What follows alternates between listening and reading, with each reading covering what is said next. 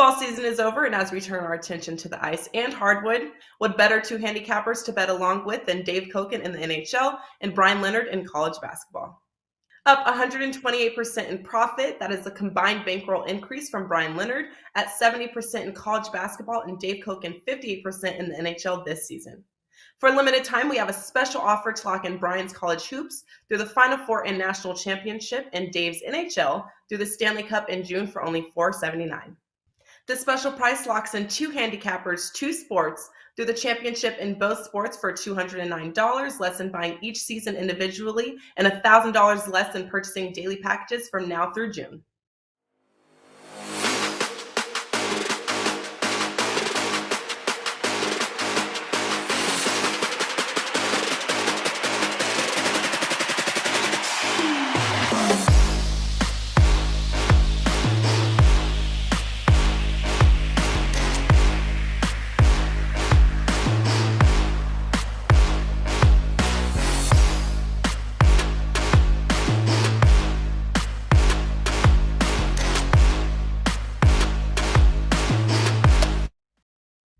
All right, guys, welcome in. Let's do this. College hoops. That's what we've got on our mind here. We got a really nice card here tonight with a couple games we're going to break down, a few best bets.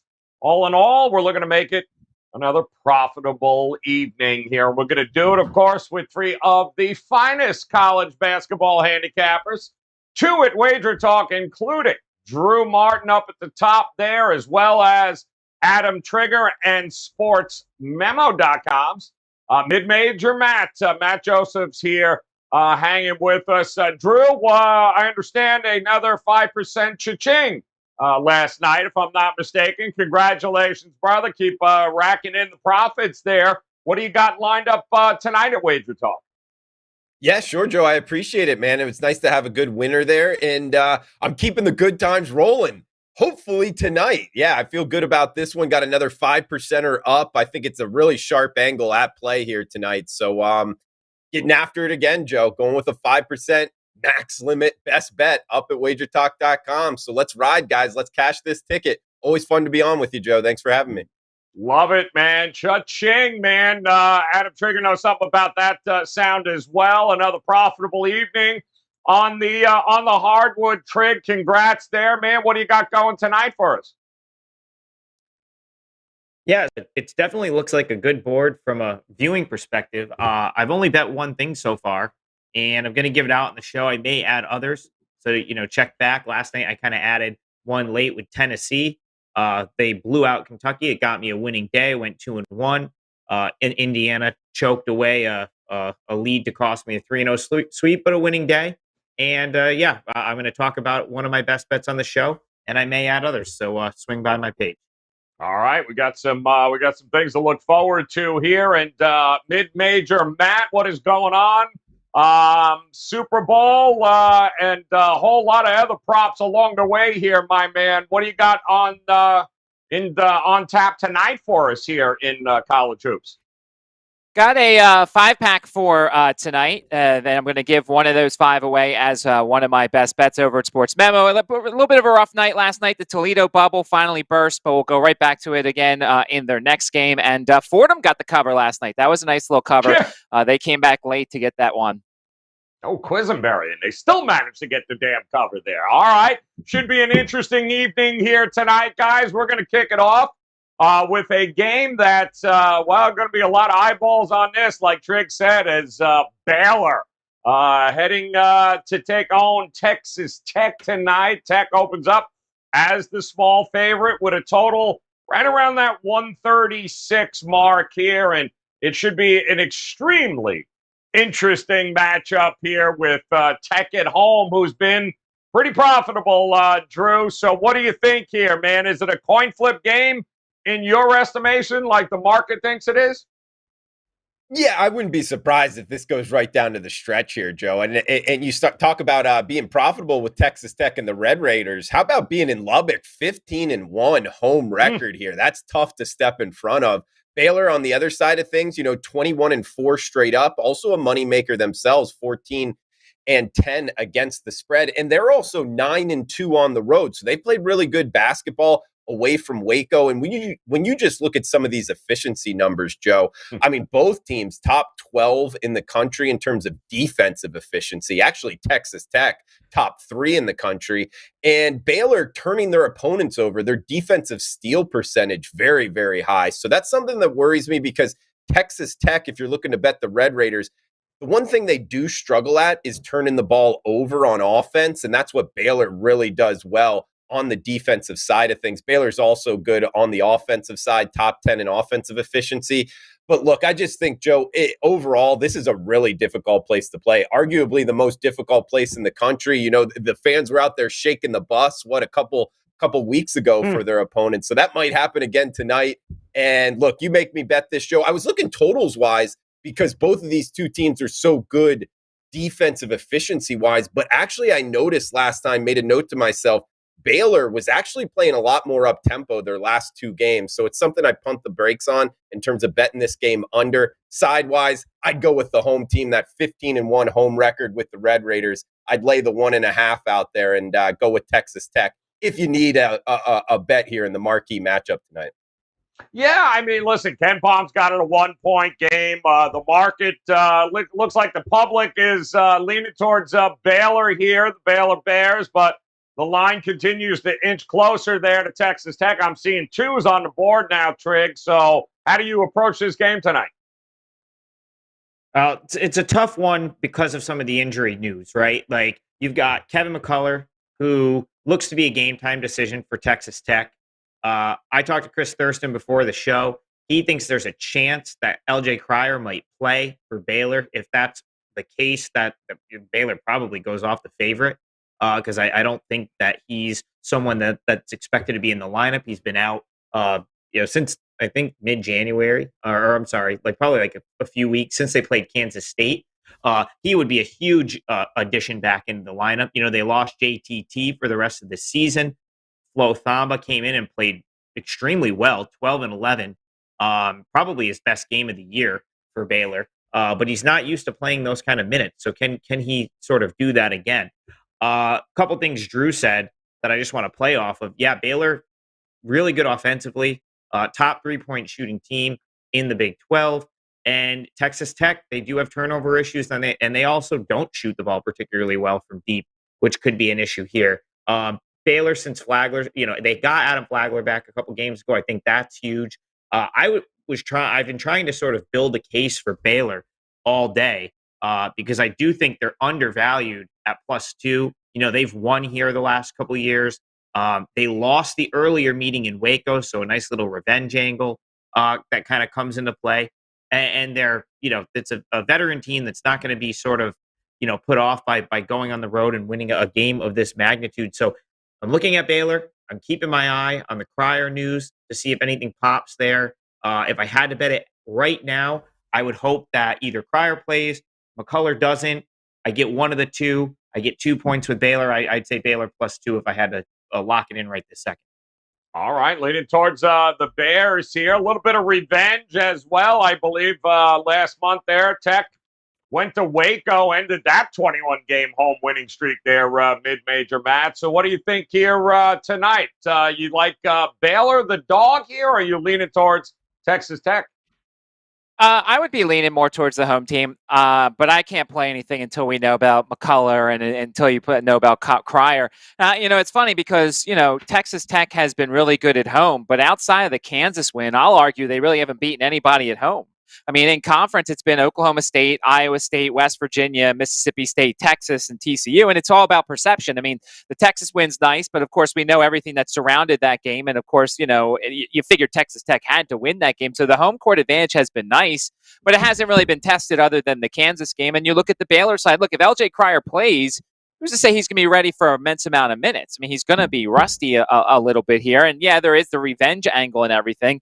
I would lean towards the home team here, but this is certainly one of those things you can't really wager until we get a better idea of who is playing, how much they're playing, are they warming up, things like that. And of course, the JTT injury is big too, because he was a guy who got a bunch of rebounds in this last matchup. And we know that Baylor crushed him on the boards in that one. They may not be doing that as much without him in this game. Yeah, it's an interesting season for both. Both these teams are tested. They've dealt with injuries all year long to certain starters there. So it should be a great game tonight. Texas Tech taking on Baylor. But to Matt's point, keep an eye on that injury report. And we'll move to the SEC because this is going to be a lot of fun too, as Alabama at home opens up as a, looks like a 5.5-point favorite. Total opened at 151 against Mississippi State, and Bama's gotten a little bit of money there. I'm seeing sixes in some spots here, and the total seems to be creeping down just a hair as well. What do you think here, Trig? Has Bama turned a corner in your opinion here? Should they be this big a favorite at home against Mississippi State? Oh man, Joe. Yeah, I mean, they probably should be this big of a favorite. The question is, can they make it hold up? Because Alabama has a tendency of just sort of beating themselves to the extent where they let teams back into the game, and then they let those teams cover the number even when they do kind of win. So I actually think the number's probably right. This is probably what it should be.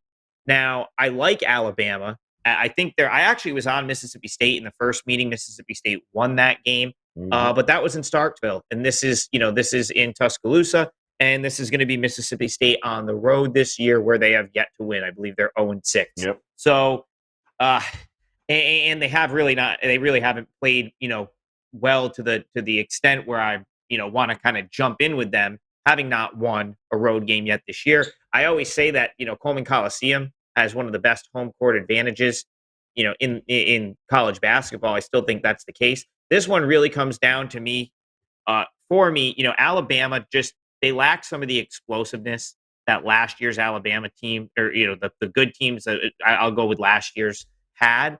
Last year it seemed like they could nail a bunch of threes and put a team away. This year they're outside the top 300 in 3-point shooting. So could I see Alabama winning this game by 20? Of course.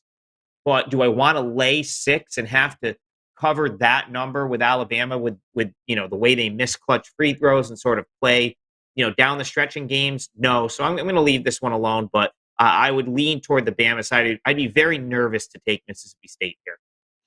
Yeah, Mississippi State kind of owned the boards there against Alabama in that first matchup, but it's now 3 in a row Mississippi State has dropped here. Tough place to go and, get a win and want to turn it around. Do you think they can here, Matt?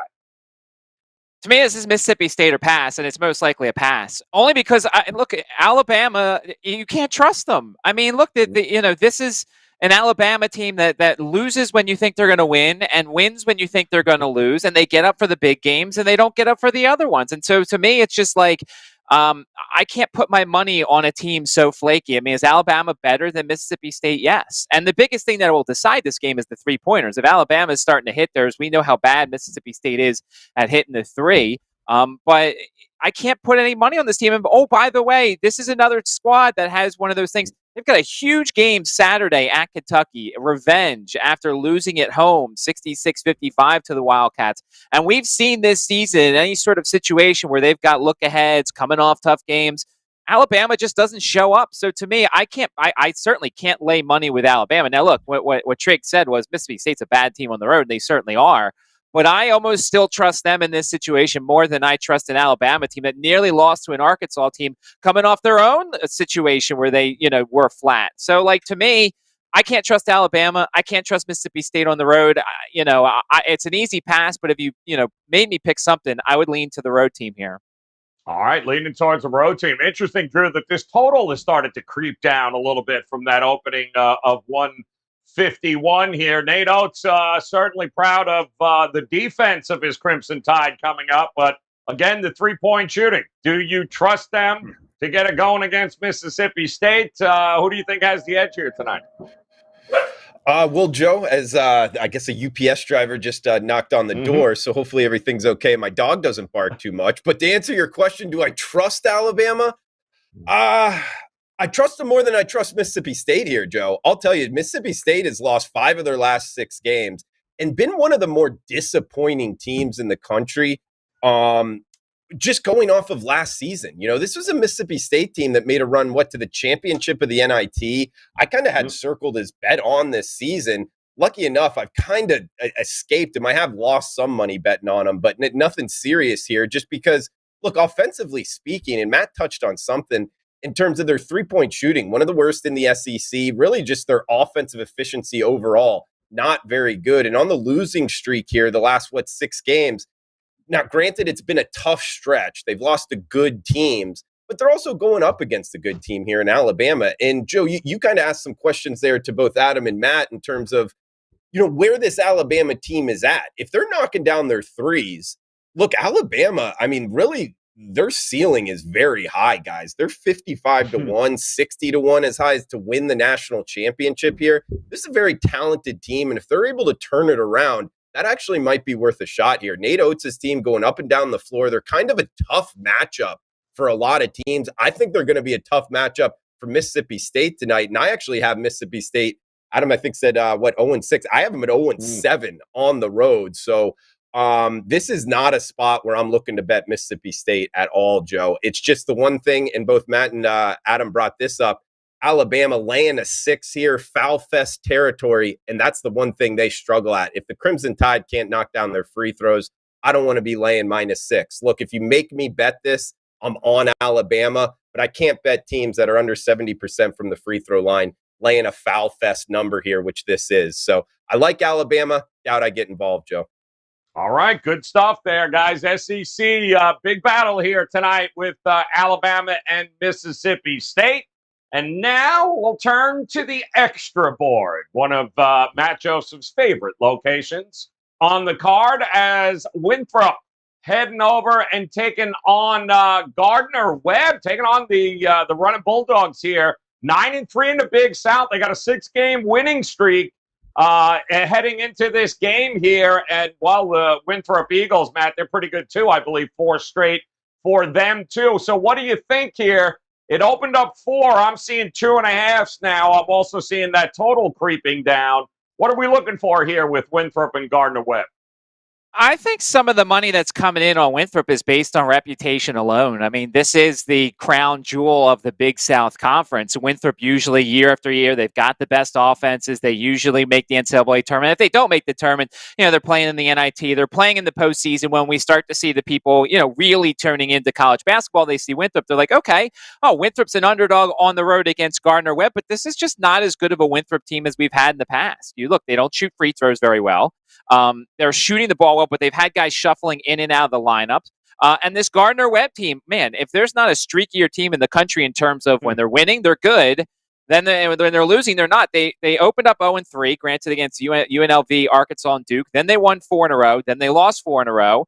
Then they won 5 in a row. Then they lost 3 in a row. And now they're on a long win streak. And I kind of like Gardner Webb tonight. I think this is a lower scoring game. I think the under comes into play a little bit here, but I think Gardner Webb is the type of squad that has the pieces to give Winthrop trouble. This game was really close at Winthrop, and it was one of the rare times that Gardner Webb actually sped things up. This is a team that does not want to play 70 possessions. They rarely do. This is the only time, there was one other time in conference when they did. So it's going to be a frustrating type game for Winthrop.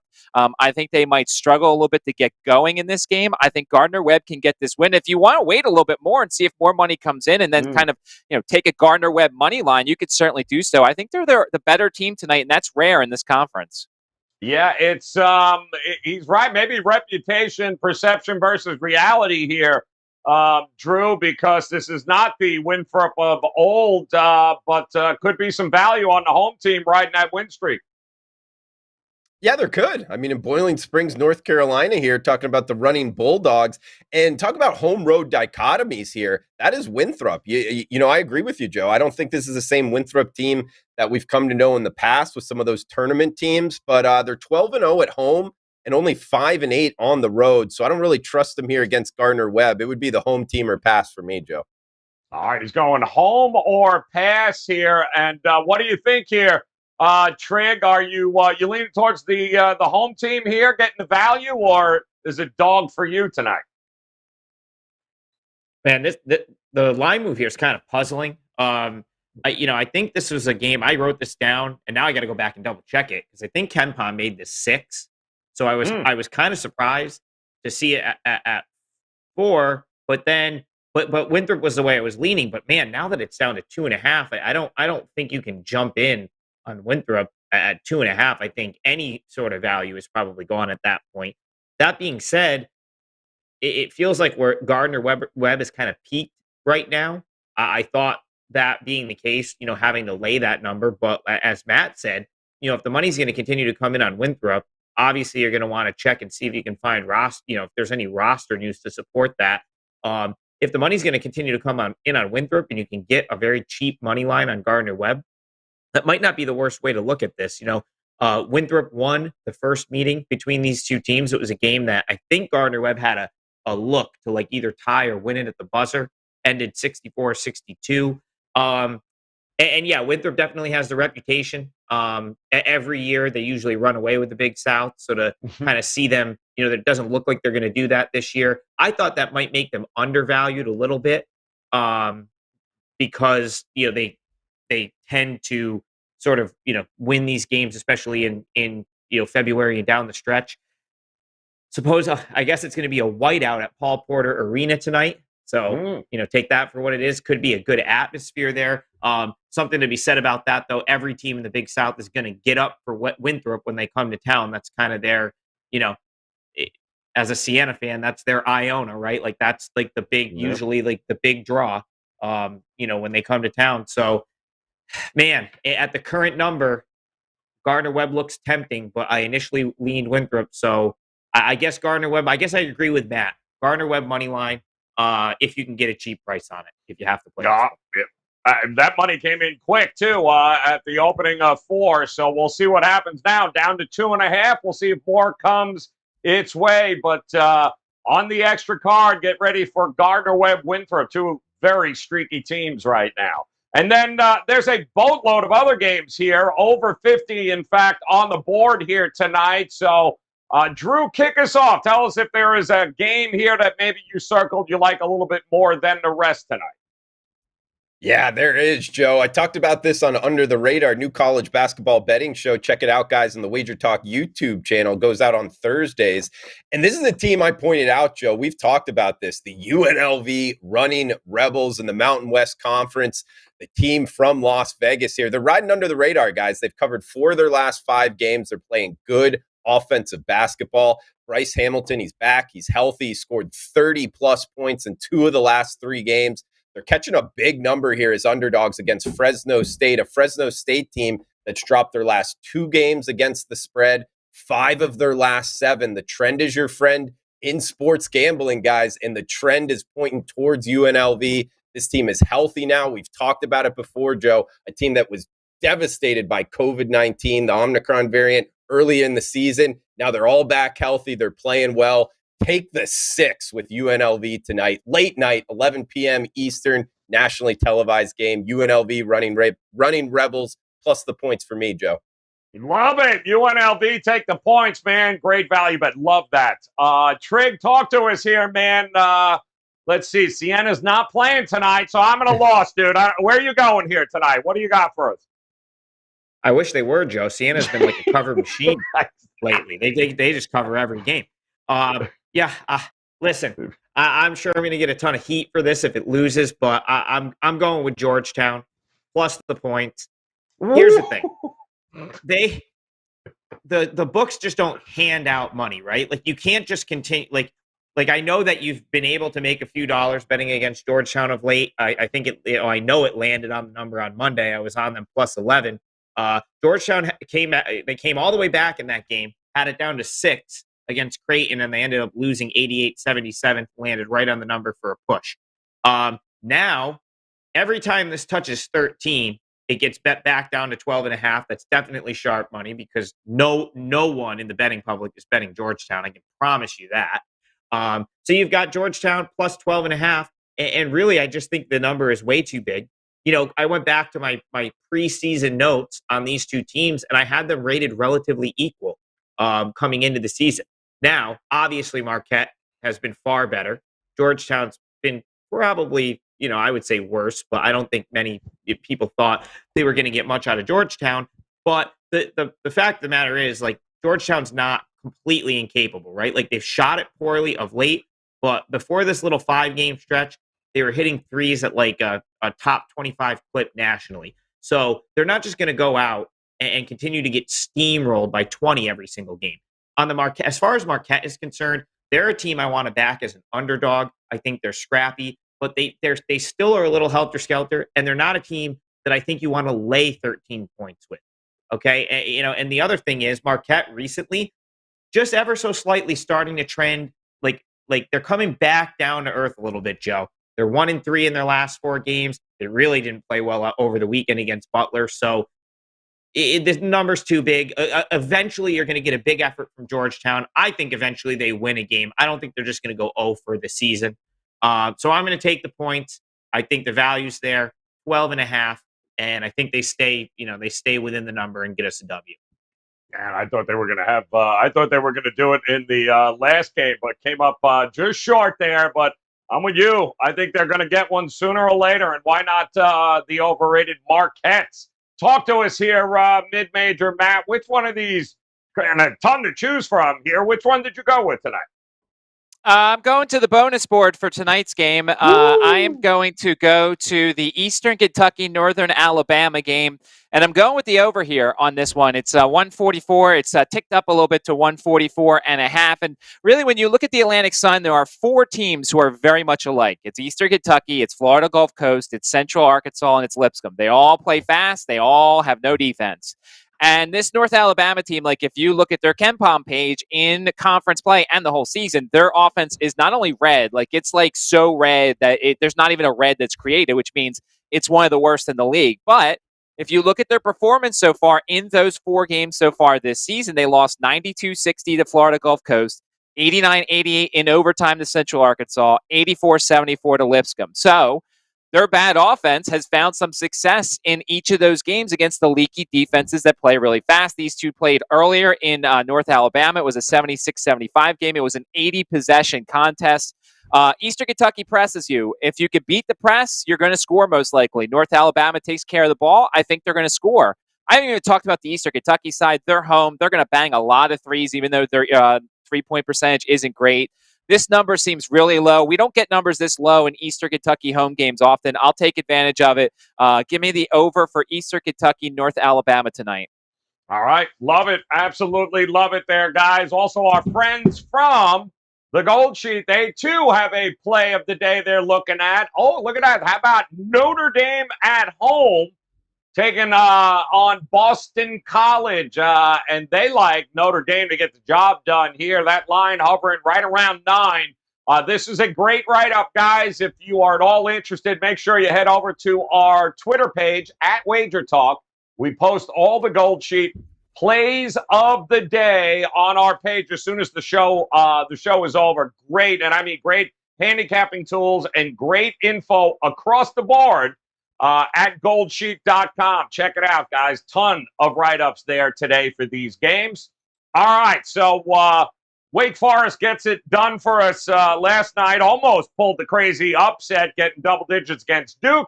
We are going to stay in the ACC, and Drew knows damn well where I am going here. And the fact that you want to give me the Miami Hurricanes at a -2, not such a short number, against a dumpster fire that is Louisville. And yes, I know they're 0-6 recently against Louisville in their building. But guess what? This is not the same old Louisville. You've got a team that is tried and true, upperclassmen, 30-year-olds, you name it. Larinaga's got a very experienced squad who wants that at-large bid.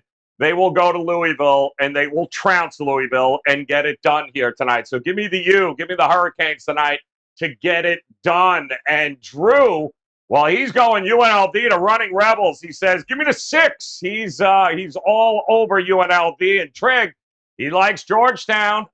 He's waiting for that first win, and why not tonight? Georgetown +13 taking on Marquette. Mid-major Matt, he's going for a total with North Alabama and Eastern Kentucky up and over that 144 number. I'm taking the U. I'm laying the 2, and our friends at the Gold Sheet laying the 9 with Notre Dame against Boston College. And guys, best bets are locked and loaded for all three of these gentlemen right now. You can head over to WagerTalk.com for Drew, whose best bets are there, as well as Trig, who I am sure before it's all said and done, we'll have another play up and posted for you guys. And mid-major Matt Josephs, head over to sportsmemo.com and check it out here, guys. He is locked and loaded on a great college basketball card tonight. And don't forget, hit that bell in the upper right-hand corner and make plans to come back and join us again tomorrow as another really good slate of college hoops games as we get ready for another monster weekend here. A lot of those makeup games this month, so we're getting an extra bonus of college hoops here. So come back and join us again tomorrow, same time. Until then, on behalf of Drew, Adam Trigger, and Mid-Major Mac, guys, best of luck with the plays tonight. We'll talk to you again tomorrow.